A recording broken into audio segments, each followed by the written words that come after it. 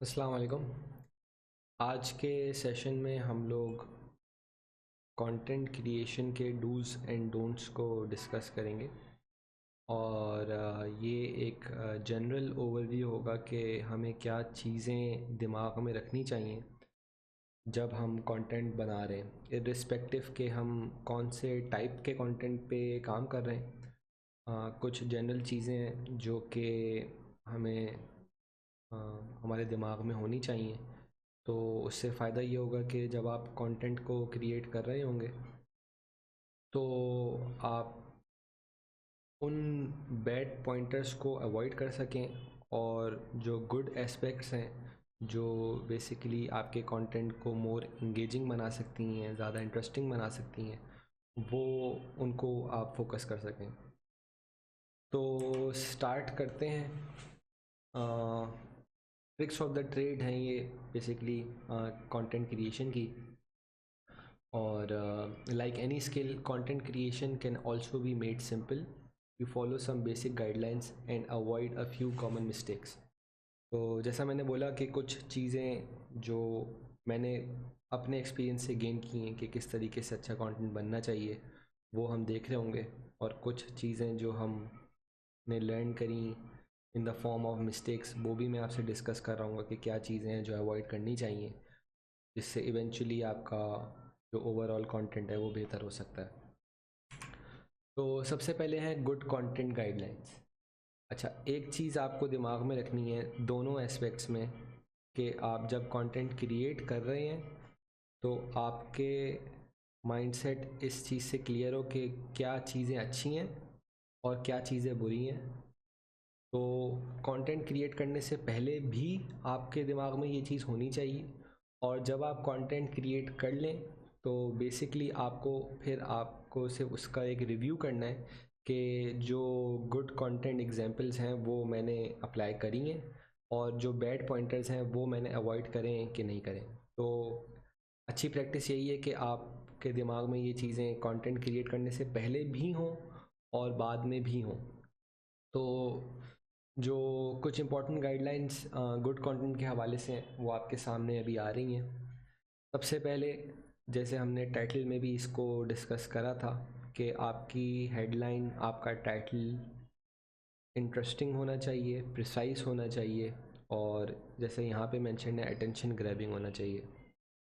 तो until and unless आप title के ऊपर इस तरीके से फोकस कर रहे हैं कि उनके अंदर ये एलिमेंट्स मौजूद हैं, जैसा मैंने आपको एक एनालिसिस से भी दिखाया कि कौन सी चीज़ें हैं जो इंटरेस्टिंग एलिमेंट बढ़ा देती हैं किसी भी टाइटल का और इंगेजमेंट एस्पेक्ट को भी इंक्रीज़ करती हैं, वो क्या हैं। जैसे जिसमें हमने एक्स एंड वाइज की बात की थी टाइटल क्रिएट करने के लिए। तो वो सारी चीज़ें वही हैं जो किसी भी टाइटल को अच्छा बनाती हैं। तो आप भी अगर एक टाइटल क्रिएट कर रहे हैं किसी भी कंटेंट पीस का, तो आपके दिमाग में ये ज़रूर होना चाहिए। अच्छा, बहुत दफ़ा ऐसा होता है कि आप जब कंटेंट लिखना स्टार्ट करते हैं तो आपके दिमाग में कंटेंट की बॉडी के हवाले से बहुत सारी चीज़ें होती हैं, और आपको होता है कि मैं ये भी चीज़ इसमें इंक्लूड करूँ, ये भी चीज़ इसमें इंक्लूड करूँ। तो उसका एक अच्छी प्रैक्टिस उसमें ये होती है कि आप सारे पॉइंटर्स को एक जगह नोट कर लें और फिर उनको इन द फॉर्म ऑफ सब हेडिंग्स या इन द फॉर्म ऑफ पॉइंटर्स आप अपने पोस्ट में इंक्लूड करें। अच्छा, जो टाइटल के हवाले से मुझे यहाँ पे बात करनी थी वो ये कि अ, आपके दिमाग में ज़रूर बॉडी के हवाले से बहुत सारी चीज़ें होंगी जो आप ब्लॉग में इंक्लूड करना चाहते हैं, लेकिन जब आप आर्टिकल स्टार्ट करते हैं तो आप इस चीज़ पे फोकस हो जाते हैं कि यार इसका टाइटल क्या होगा। तो अच्छे राइटर्स की जो एक एग्ज़ाम्पल है इसमें वो ये है कि वो टाइटल पहले नहीं बनाते। वो पहले जो टॉपिक आप डिस्कस करना चाहते हैं आप उसके ऊपर कंटेंट इटसेल्फ लिखते हैं, आप बॉडी के ऊपर फोकस करते हैं और आप पूरी जो उसकी बॉडी है, उसका इंट्रोडक्शन है, उसके ऊपर बात करते हैं और टाइटल एंड के लिए छोड़ देते हैं। उससे फ़ायदा ये होता है कि आपके दिमाग में जो सारी चीज़ें घूम रही हैं उस ब्लॉग से रिलेटेड, आप वो ब्लैक एंड वाइट में ले आते हैं वो सारी चीज़ें इन रिटन फॉर्म आ जाती हैं। तो जो भी दिमाग में आपके रिसर्च घूम रही है या कोई भी एनालिसिस घूम रहा है या कोई भी इंफॉर्मेटिव चीज़ें हैं जो आप अपने ब्लॉग में इंक्लूड करना चाह रहे हैं, वो आपने उसी वक्त बैठ के लिख ली हैं और वो एक पेन एंड पेपर फॉर्म में आ गई हैं। अब जब आपका blog in terms of introduction, body और कंक्लूजन कंप्लीट हो गया है, तो आपके पास एक क्लियर माइंड होगा टाइटल बनाने के लिए। और मैं इस चीज़ को फोकस इसीलिए ज़्यादा कर रहा हूँ क्योंकि in many cases, in most of the cases, title ही वो सारा फैक्टर होता है जो इवेंचुअली किसी भी यूज़र को इस चीज़ के ऊपर इनकरेज करता है कि वो उस आर्टिकल को पढ़े। इन मैनी केसेस आपके आर्टिकल्स जो हैं सोशल मीडिया पे बूस्ट हो रहे होंगे या प्रमोट हो रहे होंगे, तो अनटिल एंड अनलेस उसका टाइटल, उसकी डिस्क्रिप्शन अच्छी नहीं होगी तो कोई भी वो आर्टिकल नहीं पढ़ेगा। तो इसलिए बहुत ज़रूरी है कि आप एक क्लियर माइंड से टाइटल बनाएं। और डिस्क्रिप्शन की बात तो खैर हम एसईओ में करेंगे। तो टाइटल की इम्पोर्टेंस बहुत ज़्यादा है और इसीलिए आप जब टाइटल बनाने बैठें तो आपके दिमाग में सिर्फ़ और सिर्फ यही हो कि मैं टाइटल को किस तरीके से इम्प्रूव कर सकता हूँ। उस वक्त आपके दिमाग में ये चीज़ नहीं होगी कि यार मुझे अभी पूरा आर्टिकल बनाना है। आप आर्टिकल बना चुके होंगे, अब आपके पास सिर्फ जो वर्क एट हैंड होगा वो सिर्फ उसका टाइटल बनाना होगा। तो आप ज़्यादा आसानी से उसके अंदर ज़्यादा क्रिएटिविटी पैदा कर सकते होंगे और उसको ज़्यादा इंगेजिंग बना सकते होंगे। अच्छा, सेकंड जो पॉइंटर है वो है लेंथी पोस्ट्स। ये भी एक रिसर्च है और पहले के टाइम्स में लोग छोटे आर्टिकल्स प्रेफर करते थे और उसके अंदर इंफॉर्मेशन ऑब्वियसली कम होती थी। तो with the passage of time एक यूज़र बिहेवियर में चेंज आया है और अब लोग ज़्यादातर लेंथी पोस्ट्स को प्रेफर करते हैं। अच्छा, लेंथी पोस्ट हमारे लिए दो तरीके से फ़ायदेमंद होती है। सबसे पहले तो उसमें हम रेलेवेंट इन्फॉर्मेशन इंक्लूड कर सकते हैं और अपने यूज़र को, अपने रीडर को वो सारी इन्फॉर्मेशन बता सकते हैं जो बेसिकली उसकी एपेटाइट को फुलफ़िल कर देगा। और जो दूसरा एस्पेक्ट होता है लेंथी पोस्ट का, वो होता है एसईओ। गूगल के एल्गोरिथम्स चेंज होते रहते हैं, लेकिन गूगल ने अपने आप को, अपने एल्गोरिथम को इस तरीके से बना दिया है कि वो 90% ऑफ द टाइम उन आर्टिकल्स को प्रेफर करता है, उनको अच्छी बूस्ट्स या उनको अच्छी रैंकिंग्स देता है जो डिटेल्ड आर्टिकल्स होते हैं। तो एक जनरल जो नंबर है इसके अंदर वो होता है 800, कि आपका जो पोस्ट है वो एटलीस्ट 800 वर्ड्स का हो। और मैक्सिमम तो आपके ऊपर है कि आप कितना भी उसको लंबा कर सकें, लेकिन मिनिमम जो इसकी वैल्यू है वो एटलीस्ट 800 वर्ड्स का आपका आर्टिकल ज़रूरी होना चाहिए। उससे हमारा जो यूज़र एपिटाइट है वो भी फुलफ़िल हो जाती है और जो हमारी एसईओ रिक्वायरमेंट्स है जिनको हम आगे पढ़ेंगे वो भी फुलफ़िल हो जाते हैं। थर्ड आता है मेंटेनिंग पर्सोना। पर्सोना एक ऐसी चीज़ है जिसकी बात मैं शुरू से कर रहा हूँ और as a writer, as a business owner आपके लिए बहुत इम्पॉर्टेंट है कि आपका जो ओवरऑल पर्सोना है वो मेंटेन हो रहा हो through out your content, through out your website, through out your business. तो सिमिलरली कंटेंट क्रिएशन के अंदर भी एक पर्सोना को दिमाग में रखना ज़रूरी होता है कि आपका इवेंचुअल रीडर कौन है और आप उससे क्या ऑब्जेक्टिव्स अचीव करवाना चाहते हैं। तो आप कोई भी अगर ब्लॉग लिखते हैं तो आपके अंदर ये जो है आपके बैक ऑफ द माइंड होना ज़रूरी है कि इससे आप कौन सी टारगेट ऑडियंस कर रहे हैं। और अगर ये चीज़ आपके ऑब्वियसली दिमाग में होगी तो आप उसी हिसाब से अपने कंटेंट को क्रिएट कर रहे होंगे और वो एक अच्छे तरीके से जो है वो एक रिपल इफ़ेक्ट बना लेता है अपने टारगेट ऑडियंस के अंदर और उसकी इंगेजमेंट या शेयरिंग उसी हिसाब से अच्छी हो जाती है। अच्छा, मेंटेनिंग पर्सोना के बाद हम आते हैं keeping it up to date. बहुत सारे आर्टिकल्स हैं जो ऑब्वियसली आप अपडेट करेंगे इन योर कंटेंट कैलेंडर। और इसमें मैं एक इम्पॉर्टेंट फैक्टर ऐड कर देता हूँ, वो होता है कॉर्नरस्टोन आर्टिकल्स। कॉर्नरस्टोन आर्टिकल्स जो हैं वो आपके ब्रांड को डिफ़ाइन कर रहे होते हैं, आपकी रैंकिंग्स का एक इम्पॉर्टेंट फैक्टर होते हैं, और उनको उनकी रैंकिंग्स को मेंटेन करने के लिए और उनसे एक अच्छा ट्रैफिक जनरेट करने के लिए, इवेंचुअल सेल्स जनरेट करने के लिए ये बहुत ज़रूरी होता है कि हमारे जो वो कॉर्नरस्टोन आर्टिकल्स हैं वो अप टू डेट हों। तो इसको आप इस तरह से समझ लें कि आप जब अपना एक कंटेंट कैलेंडर बनाएंगे, हम अपने इन द नेक्स्ट 2 और 3 सेशंस कंटेंट कैलेंडर बनाना समझेंगे, और उसमें क्या क्या चीज़ें ऐड होती हैं, क्या नहीं होती हैं। तो उसमें एक एस्पेक्ट कॉर्नर स्टोन आर्टिकल्स का भी होगा, और वहाँ पे हम इस चीज़ को भी देख लेंगे कि हमारे कॉर्नर स्टोन आर्टिकल्स किस तरह बनते हैं और उनको हमें अप टू डेट रखना किस तरह चाहिए। तो ऑब्वियसली अच्छे कंटेंट की जो है ये एक एस्पेक्ट होता है कि वो टू द पॉइंट के साथ साथ अप टू डेट रहें, और वो हम रेगुलरली उसको अपडेट करते हैं इन अ वीक, इन 2 वीक्स और मे बी 1 मंथ, डिपेंडिंग कि आपका कंटेंट किस किस डोमेन में फॉल कर रहा है और उसके अंदर कितनी फ्रीक्वेंसी से उसको अपडेट करना ज़रूरी है। तो अच्छा, इसके बाद दो चीज़ें हैं, बैक्ड बाय डेटा और लॉट्स ऑफ विजुअल्स। विजुअल्स की बात हमने पहले भी करी है और इसकी एम्फेसिस एक्सट्रीमली ज़्यादा है। और विजुअल्स इन मैनी केसेस आर्टिकल के अंदर सिर्फ इस वजह से होते हैं कि हम एक इंटरेस्टिंग एलिमेंट उससे जनरेट कर सकें, और इन मैनी केसेस हमारे पास जो विजुअल्स होते हैं वो इन द फॉर्म ऑफ डेटा भी हो सकते हैं। इसकी बहुत अच्छी एग्जाम्पल जो हो सकती है वो इन द फॉर्म ऑफ Ahrefs हो सकती है।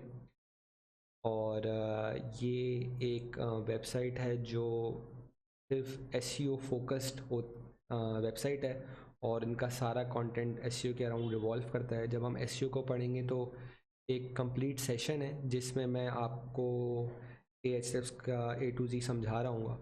तो हम वहाँ पे Ahrefs के ब्लॉग्स को डिस्कस करेंगे, और हम ये देखेंगे कि किस तरह Ahrefs अपने आर्टिकल्स, क्योंकि SEO एक बहुत बोरिंग सा सब्जेक्ट लगता है बहुत सारे लोगों को, और इसके बारे में इंफॉर्मेशन हासिल करना जो है वो उसके अंदर हम फन एलिमेंट नहीं डाल सकते। तो ये Ahrefs जो हैं अपने ब्लॉग्स को इंट्रीगिंग और इंटरेस्टिंग रखने के लिए उनको डेटा को प्रोवाइड करते हैं, और उनका इन मैनी केसेस जो विजुअल्स होते हैं वो इन द फॉर्म ऑफ डेटा होते हैं।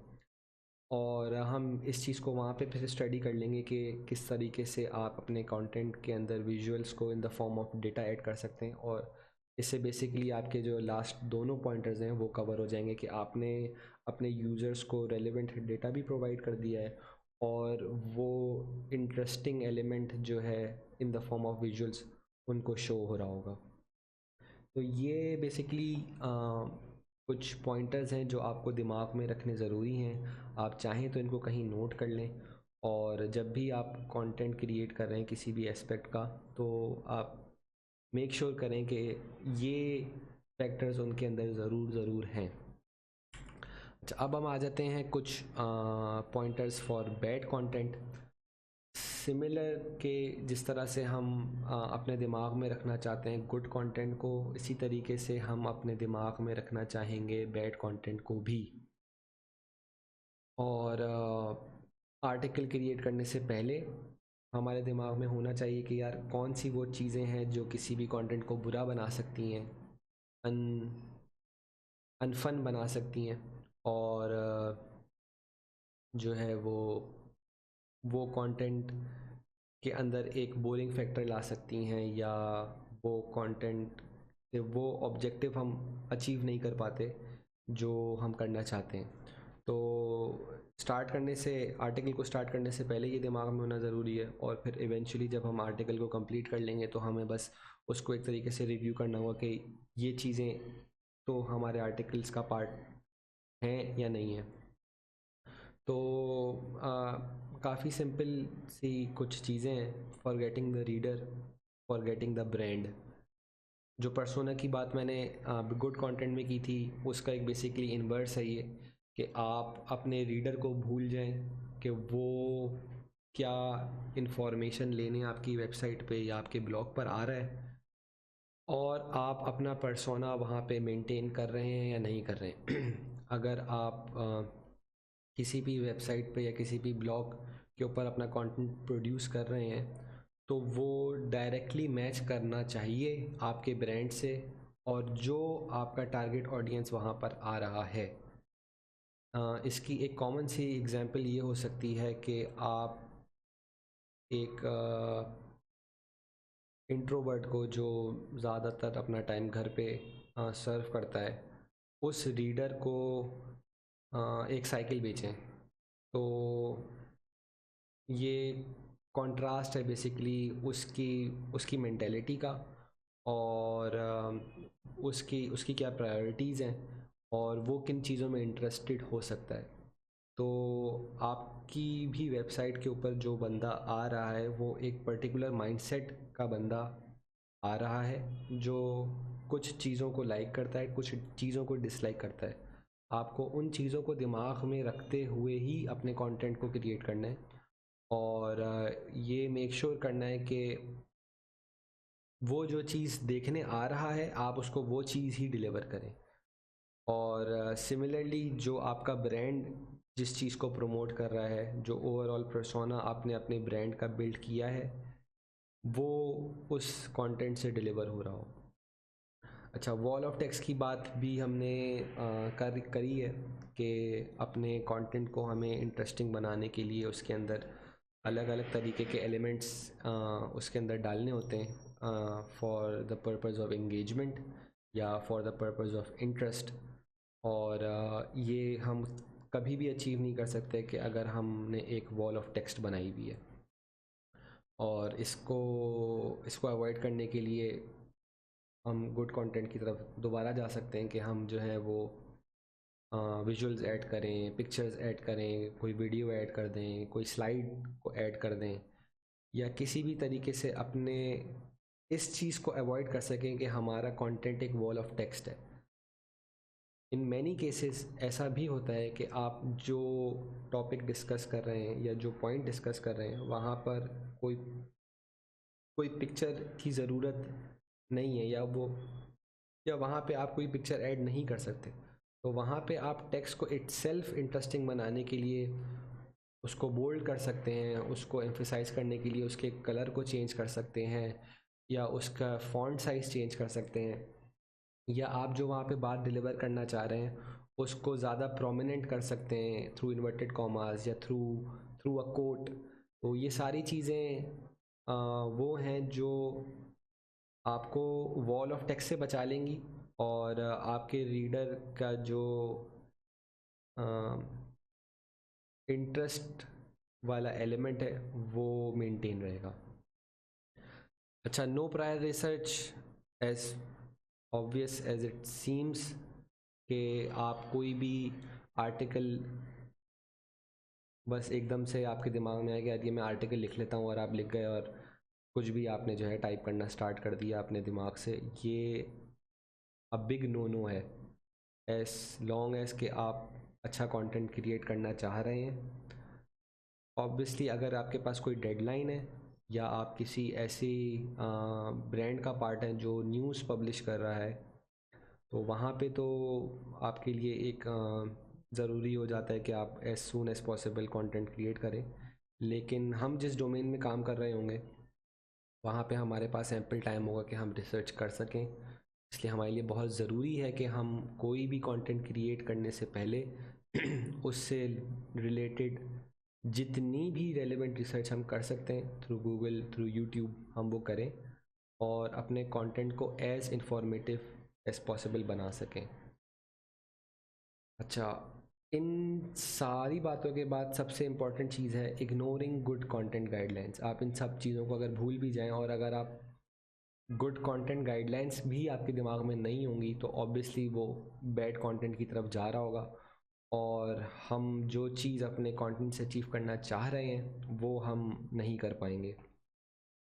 तो ये जो लास्ट वाला पॉइंटर है ये सबसे ज़्यादा इम्पोर्टेंट बन जाता है कि अगर आप इन बाकी चारों को थोड़ी देर के लिए इग्नोर कर भी दें, लेकिन इनके साथ साथ गुड कंटेंट गाइडलाइंस को एटलीस्ट कभी भी इग्नोर ना करें। अगर आप उन चीज़ों को ही फॉलो कर लेंगे तो जो 95% ऑफ द केसेस आप बैड कंटेंट से बच जाएंगे। तो इसको ज़रूर दिमाग में रखिए, और अपने जो कंटेंट क्रिएशन की हैबिट है उसके अंदर आप इन चीज़ों को शुरू में जब आप दिमाग में रखेंगे तो जब भी आप कंटेंट बना रहे होंगे सूनर और लेटर आपका फ़्लो उस हिसाब से बन जाएगा, और आप इवेंचुअली जब कंटेंट क्रिएट करेंगे तो आपके सबकॉन्शियस माइंड में वो चीज़ें इम्प्लांट हो जाती हैं कि आपका कंटेंट ऑटोमेटिकली सारी गुड पॉइंटर्स के ऊपर फॉल कर रहा होगा, और आप जितनी भी बैड पॉइंटर्स हैं उनको अवॉइड कर रहे होंगे। अच्छा, तो ये सम अप है इस सेशन का। मैं आप लोगों को दोबारा यही रिकमेंड करूँगा कि आप इनको कहीं नोट डाउन कर लें, और इन the form of note pad, या आप अपने स्टिकी नोट्स बना लें इसके, और इन दोनों पॉइंटर्स को दिमाग में रखें, और इसके थ्रू फिर अपना कंटेंट क्रिएट करें। और होपफुली बहुत सारी चीज़ें कुछ और भी हैं जो हम आगे भी डिस्कस करेंगे जो कंटेंट को अच्छा या बुरा बनाती हैं, लेकिन मेजॉरिटी केसेस में आप एक अच्छा कंटेंट प्रोड्यूस कर लेंगे जो हर एस्पेक्ट से अच्छा होगा अगर आप जो गाइडलाइंस मैंने अभी दी हैं उनको अगर आप फॉलो कर रहे हैं। तो यहाँ पे ये चीज़ मैंने दोबारा भी मेंशन की हुई है, keep good content in mind and most importantly keep bad content in mind, तो you can avoid them when creating content. तो ये एक वाइस वर्सा सी चीज़ है, अगर आप गुड कंटेंट गाइडलाइंस को फॉलो कर रहे हैं तो आप बैड पॉइंटर्स को जो है वो अवॉइड कर सकेंगे, और अगर आपके दिमाग में बैड पॉइंटर्स अच्छे से इम्प्लांटेड हैं तो आप ऑब्वियसली उन चीज़ों को अवॉइड कर लेंगे, तो आप जो भी चीज़ क्रिएट कर रहे हैं वो जो बैड कंटेंट वाला जो कैटेगरी है उससे बाहर ही होगा। बाकी इसमें बहुत सारी ट्रायल एंड टेस्ट होते हैं जो आप अप्लाई कर सकते हैं अपनी क्रिएटिविटी से, और उससे आपको डिफरेंट रिजल्ट्स मिलेंगे, क्योंकि आपकी जो ऑडियंस है उसके थ्रू आपको डिफरेंट रिजल्ट्स मिल होंगे in the form of engagement, in the form of sale. तो आप उस on the basis of those results भी बहुत सारी चीज़ें जो हैं वो एक्वायर कर रहे होंगे, और वो चीज़ें आप अपने फ्यूचर कंटेंट में अप्लाई कर सकते हैं और मज़ीद अपने कंटेंट को बेहतर बना सकते हैं।